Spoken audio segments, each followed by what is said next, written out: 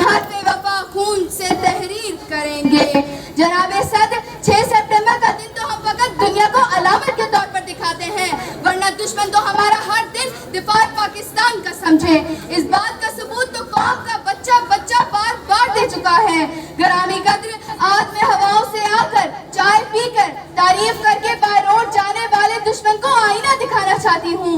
उसे अपने ही general GD Bakshi के वो अल्फाज बतलाना चाहती हूँ जो उसने मीडिया पर बरमला कहे कि खबरदार, हमारा पाला उस कौम से पड़ा है जो शहादत को एजाज समझती है, जिसके घर शहीद की मैयत पहुंचे लोग मुबारक देते हैं, वो घर मुआशरे में मोतबर हो जाते हैं। शहीदाने वतन के हौसले थे दीद के काबिल, शहीदाने वतन के हौसले थे दीद के काबिल, वहाँ पर शुक्र करते थे जहाँ पर सब्र मुश्किल था।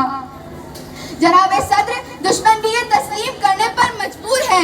आज मैं इन्हीं के घर से एक और गवाह पेश करना चाहती हूँ, कर्नल SM बाजवा, जो शायद हमारे ही मुल्क का दिया हुआ नमक खाकर बड़ा हुआ हो, जिसने नमक की लाज रखकर आर्मी मीडिया पर सच बोला कि जिस तरह कर्नल शेर खान लड़ा वो बेमिसाल था।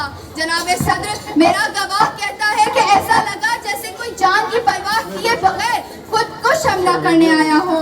लेकिन दुनिया जान ले, ये गाजी तेरे पुरस्कार बंदे जिन्हें तूने बख्शा है ज़ौक़े खुदाई, ये गाजी तेरे पुरस्कार बंदे जिन्हें तूने बख्शा है ज़ौक़े खुदाई।